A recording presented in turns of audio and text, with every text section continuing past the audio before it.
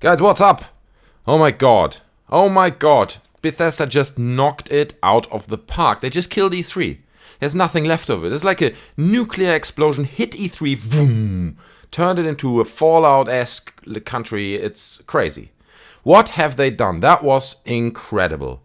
Let me break down the conference and go through the details and tell you why I think this was the absolute best. I mean, probably the best press conference at any E3 in recent years. Unbelievable.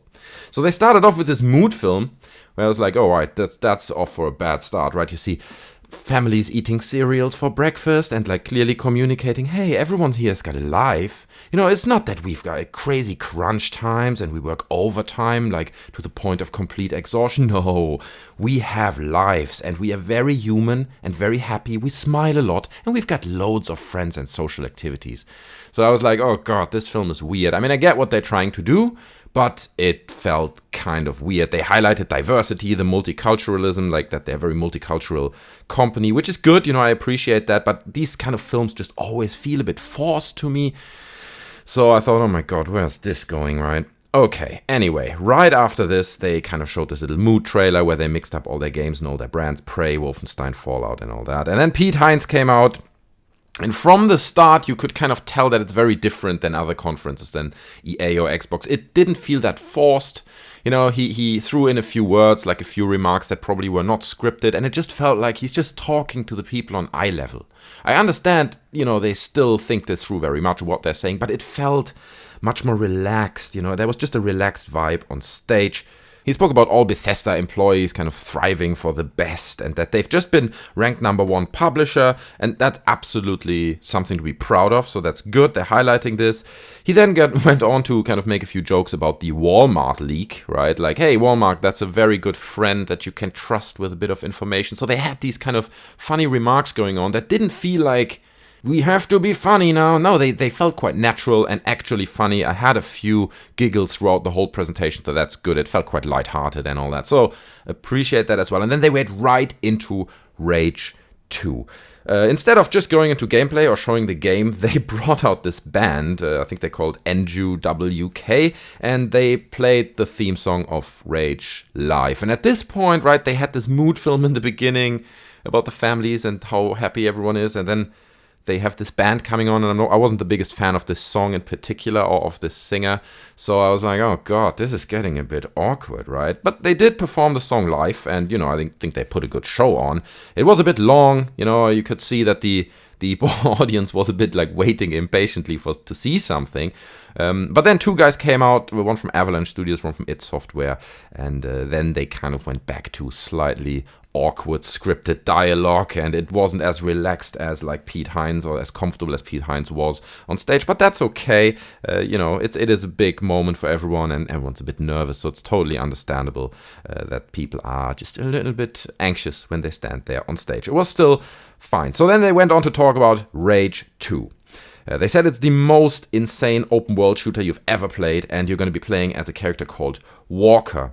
Then they put on a trailer showing a diverse range of environments, like great world building. You just really get a vibe for this world. And then they spoke about bringing or putting the player into the Eden Space Center mission. So that is a mission in the game, and they actually showed gameplay, right? That was so refreshing. After EA and after seeing all these Xbox trailer, this trailer massacre, it was just refreshing to get some gameplay, and it looked good. It looked confident. It looked like a game I want to play.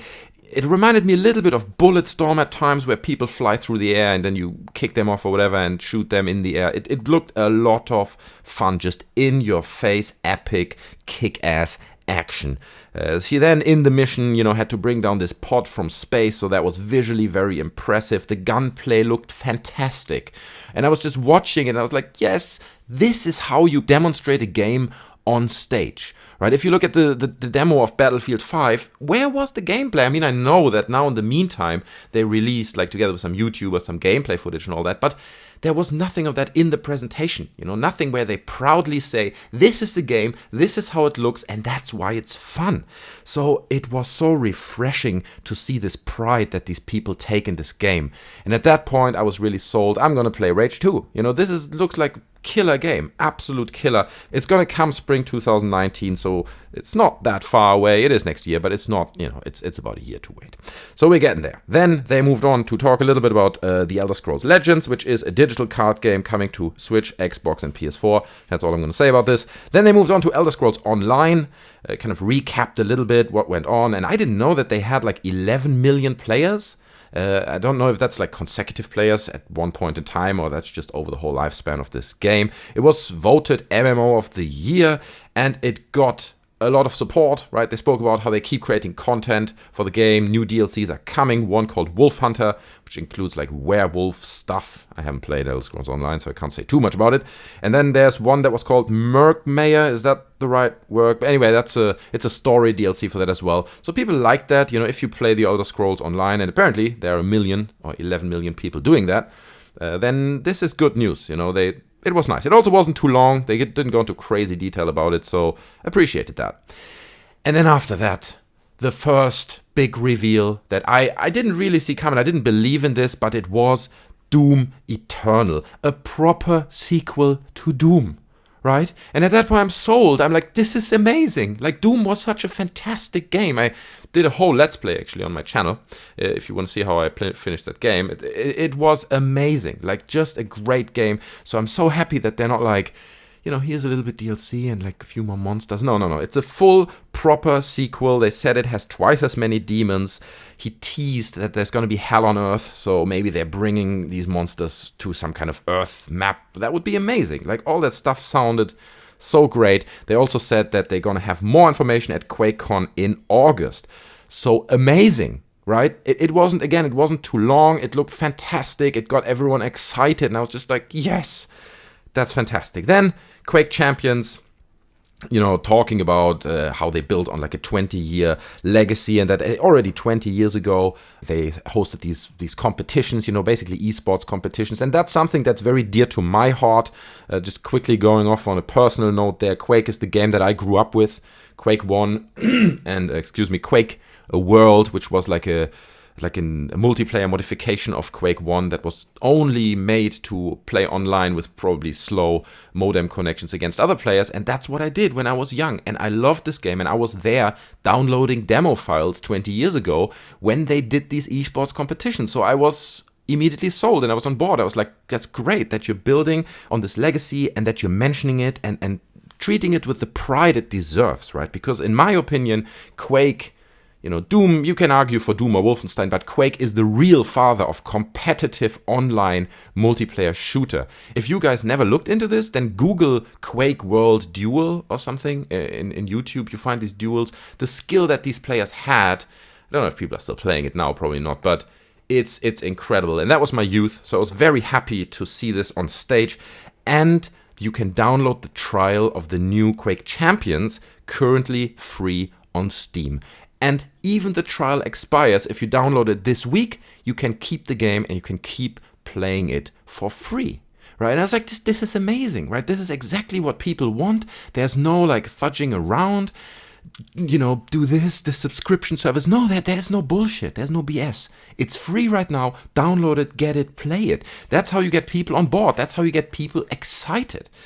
So at this point, they already ticked all the boxes. They were a bit off to this bumpy start, but, they saved it. They turned it around 180 degrees. Absolute killer. Moved on then to Prey, talking about a huge update, basically launching tonight.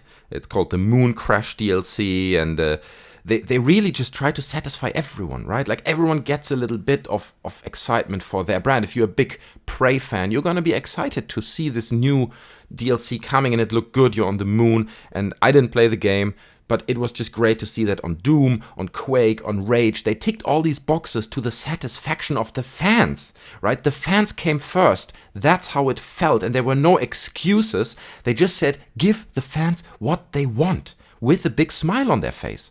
And it just makes such a difference compared to these corporate, boring, dull, I don't want to hack too much about the Xbox conference because it was good, and you can watch the video about that, but it just felt very corporate and dry, and there was no heart in it. Here you could feel that these people are really in there with their hearts, right? They love what they're doing, at least it felt like that. Then Wolfenstein. a new DLC coming for Wolfenstein, the New Colossus. And interestingly enough, it's set in Paris in the 1980s. So very different from, the world of the New Colossus. Apparently, you play BJ Blazkowicz's twin daughters. So it's a co-op game, which is also something cool. Like playing Wolfenstein in co-op. Like, I'm excited about that. And it's called Wolfenstein Young Blood, which is funny because that's an obvious reference to the previous DLC for the New Order, which was called Old Blood. So that's nice that they really think about these names and keep it all tightly together and sell it really as one brand. So I appreciated that. And it looked really cool. They didn't show too much. It was kind of a cinematic trailer, more like character building for these two twin daughters. But it looked good, and I am excited about this, right? It's good news. There's nothing negative you can say about it. Then they spoke a bit about VR and that they're kind of at the forefront of VR game development, which is true. I mean, they did VR Doom, they did a Fallout 4 version in VR, they did Skyrim in VR, so it's true. They are actually kind of at the forefront of exploring what you can do with virtual reality. And they announced that they're going to do a dedicated mod for Wolfenstein, where you can use your VR goggles. Apparently, you're kind of a hacker who can hack Nazi robots and then take them over and destroy Nazis, which is great. And again, several times throughout this whole Wolfenstein part, they said that they just want to destroy Nazis. And the nice line he said here was like, you can basically F Nazis on every single platform because it's coming to every platform, also to VR. So that's great. It got a big applause. And I think in 2018, we do need that. We need companies like Bethesda that just say, F you Nazis, right? Screw you racist scum, right? And I'm 100% on board on this because if you look at the internet these days, there is so much racist, dumb, uninformed commentary of people like blaming shit on races, and it's just ridiculous. We're living in a ridiculous time, and especially as someone who's German, right? I'm very sensitive to this kind of shit. Don't do this. It doesn't go down well, right? Anyway, this is a different topic. Don't want to go down there, but I appreciated that they hammered home this F Nazis messaging. Well done them. Then they did a whole dedicated video just about like playing basically a joke on the whole Skyrim is coming to every platform. You remember there were these memes where people were playing Skyrim on the Fallout arm pot. I'm sure it has a name. I forgot the name now. But you know, the thing you wear on your arm, the inventory thing. And you can now play Skyrim on that too. So it became a meme and they embraced the meme. They did a little movie about it where, he tried to play Skyrim with Amazon Echo, and he tried to play Skyrim on his fridge, and he was playing Skyrim on his little Motorola pager. So that was funny, brought a smile to my face. Don't know if that was necessary, but it was surely was funny, and it was good to see that they embraced the meme and they can laugh about that as well. Then the big reveal moment for Fallout 76. Like I said in the other video, that we already knew this. It's 4 times bigger than Fallout 4. It plays in West Virginia. It has a very, very beautiful world, and in terms of the story, apparently you spend 25 years in Vault 76, and this is the day when the game launches, or when you start the game is where the vault opens and you can go out into the world. That's kind of a standard thing for all the Fallout games. However, in this one, this is like one of the first vaults that ever opened, so you come out in this probably still quite wild world. And you're going to have to rebuild from scratch. There's not much out there, not many settlements and stuff. That's what I assume, at least. They talked about a new rendering engine, a new lighting engine, and new landscape tech. And that really, really showed. Because even with Fallout 4, when I played it, it just didn't look so good, compared to other open world games. Even compared to a game like GTA Online or GTA 5, which is now, 5 years old. It still kind of looked better. It had more character to the world. So I'm happy that they invested the time and money into making this engine work better, make it more pretty and more believable. And it, like I said, it really showed.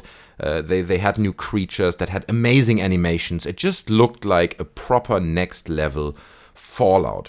Now, he said this game is entirely online. You can play it solo. If you just want to play on your own, you can do that. But a lot of the characters that you meet in the world are not AIs. They are actual, real people. You can go in with your friends. You can play co-op. And there are, that's what he said, dozens of other players in the world. Not 50 or 100 or 1,000, just dozens. And that makes sense, right? Because it is like a world that is very sparsely populated. There are not that many people, and I think he said it's not a fairground, so he's correct.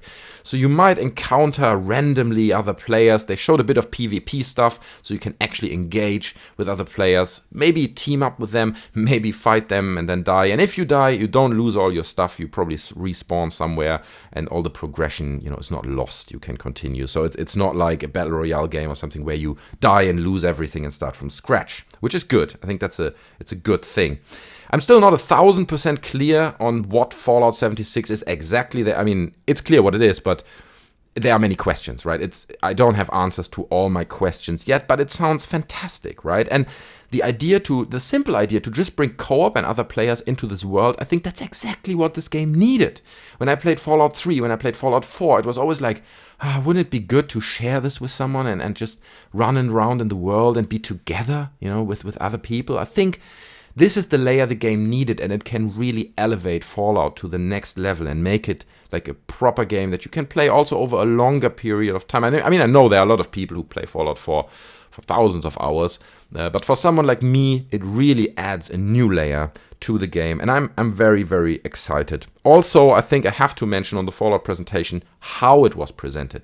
It looked gorgeous, right? These lovely animations they had, the ironic tone of voice that the whole presentation had. It was just fun to watch, and you could see that someone put a lot of love and dedication in writing these scripts, animating the little Fallout dude and all that. And it just felt like you're not being sold bullshit for marketing purposes. It felt like you're being sold a passion project. I don't know if it is, but that's how it felt. And that's like so much appreciated on my end. And then obviously also he ended the Fallout 76 part on the note that there are sometimes issues with online games. And he jokingly referenced a few Bethesda launches in the past where the online, didn't work from day one. It didn't work very well. So also this aspect of like self-reflection and kind of preemptively saying, look guys, there are issues with big online games like this, and it might be that on launch we have a few issues. Forgive us if that happens. We try our best to avoid it. And that's all people want, right? People are like, yeah, of course, man, if it doesn't work, that's fine. Don't be like EA or someone who just silences, like, oh, your servers don't work for 3 days. Well, there's just nothing coming from us. And then 2 weeks later, like a scripted marketing department written apology, and it's like, dude, it just sucks. So that was, again, the right thing to do. They then moved on and spoke about Elder Scrolls Blades, right? And I love that they're going down the Elder Scrolls route and that they're working on this brand. It is a mobile Elder Scrolls game. It's a very technically impressive. It's running on like iPhones and Android devices. It looks cool. It's not really my cup of tea. I don't think I'm going to spend a lot of time in this game. But nonetheless, who could be mad at them for this, right? Again, compare it to what EA did with Command & Conquer. It's like, here's a mobile game, and it's Command & Conquer, and people are upset because they were hoping for something proper. And no, people are accepting it, and people embrace it, and they like it, because you just shown us like 1 hour of awesome stuff. Everything we want has been shown to us, nearly. So, fine, make another mobile game. It actually looks good. It's visually impressive to run on a phone like this. So, Blades is coming to every device, PC, console, and VR as well. And they spoke about sitting in a meeting, playing on your phone, and you can actually play it in like portrait mode, so nobody notices you're playing a game in a meeting. Again, it had like a fun little tone of voice to that, which was just fun and makes it a bit lighthearted. But you can sit in that meeting, theoretically, and play against someone who's in VR at home, right? So they're linking these worlds up together. So that's exciting. That's cool stuff from a technical point of view. That's stuff we haven't really seen. Cross-platform gaming on a mobile game to VR and all that in real time. Fantastic. That's all stuff that's just really, really cool that nobody saw coming. So, they could have ended it right there and everyone would have been satisfied. They then went on to say that Blades comes for free this fall and you can now pre-order it. And I was like, wait a second. If this game comes for free, why am I what am I ordering? Like, it doesn't make any sense. But fine, who cares? Probably I can put my order down now, and then as soon as it launches, it gets automatically downloaded onto my device or whatever. Was a bit weird, but it is coming for free this fall. So again, brings me on board, right? Okay, it's free. I'll probably check it out, like an Elder Scrolls game on my phone. I'll check it out if it's free. Fantastic. Then they just knocked it out of the park. At that point, you could see it, people were so excited already. But then they spoke about introducing a new franchise. Their first totally new IP in 25 years. And they showed a short teaser. They didn't give much information. It's called Starfield, and it looks to be some kind of space sim, right? Like along the lines of Wing Commander and Privateer. That's what I imagine, at least, where you fly through space, you land on planets, maybe you can become a bounty hunter, you can become a trader. I'm making this stuff up as I go along, but it looks like a really beautiful Bethesda space sim, and that's just something that I wanted for so long, and I'm so happy that someone's finally doing it, trying to bring this genre back. Also, it's great to kick some ass at Cloud Imperium Games, because they're kind of the only people with Star Citizen who are currently serving this genre, and they are taking their sweet time about everything, and all they do, it seems to me like, is selling ships that barely fly in a world that is far from being completed, and people just spend money and they just collect money. I think it must be like 90 or 100 million or whatever the number is, how much they made with this game without actually delivering a game, right? So I hope this pushes Cloud Imperium Games a little bit more, and they're like, oh, no, we've got some competition to finally release a little bit more of a completed game when it comes to Star Citizen. So it's good that we get competition for that game, and that the space sim genre is coming back, and hopefully people jump on board, and hopefully Bethesda delivers on it. And I have to say, Starfield is my absolutely most anticipated game of this year's E3 so far. I'm so hyped for this title. I just want to play it right now. They didn't give a release date, obviously. I think it's in the far, far future, considering how short that trailer was. Not trailer, it's more like a teaser. But I am hyped for this. And then, as if that wouldn't have been enough, they show this epic animation. I mean, it was clearly like a pre-rendered sequence, but it looked so epic, and the music was amazing, and it just gave me goosebumps. And I nearly had a tear running down my cheek. That's how excited I was. They announced The Elder Scrolls 6. Again, it was just a teaser, but just to say, look guys, we are working on it, all right? Just be patient. We're going to make it great. We are working on it, is enough to knock it out of the park. And they got standing ovations, and people got up, and you could just see the joy. And it was just so satisfactory to get a presentation that felt like it was tailored to the fans. It was made for the fans. Everything in this show was what people wanted, what people asked for, plus a few surprises. So Bethesda, well done. There's nothing negative, literally nothing negative, except maybe the awkward opening a little bit, but I could not say anything negative about this press conference. It was amazing, right? So you've got me 100% on board. You know, I feel good buying a Bethesda game now. People like this, you know, it might be that they just put a show on and they are very good at communicating, hiding who they really are. But if you interpret from like what we've seen on stage, who these people are and how they, you know, how much they love their job and working on these games, I am happy to spend money on Bethesda games. You know, this is the kind of decision where I'm like, do I wait another half a year to get like 50% off on Steam, or do I buy it now with just 10% off in some kind of sale? I'll buy it now with 10% off, and I spend 15 quid more just to support you, you know, because you do these kind of shows and it really feels like you're listening to the fans. You don't have like head of EA standing there talking how they listen to the fans. Bullshit, dude. You're listening to your wallet. That's what you're listening to. You have the feeling these people actually care, because they know if you do something that the fans really care about, you sell the games, and people love the brand, and they embrace it, and they play it for years and years to come. It was just so clear that Bethesda understands that in and out. And I mean, you can hear from my voice, I was excited. I'm so hyped about this. Well done. Absolute winner for this year's E3. I don't think anyone, I mean, who else is coming, like Sony or Ubisoft, can blow this out of the park. It's impossible. This was incredible. And yeah, that's it. That's pretty much all I had to say. Guys, I hope you enjoyed the video. And yeah, if you did, leave a like. Leave your thoughts down in the comment section below. What was your favorite part? Were you as happy as I am with it? Or were you maybe a little bit disappointed?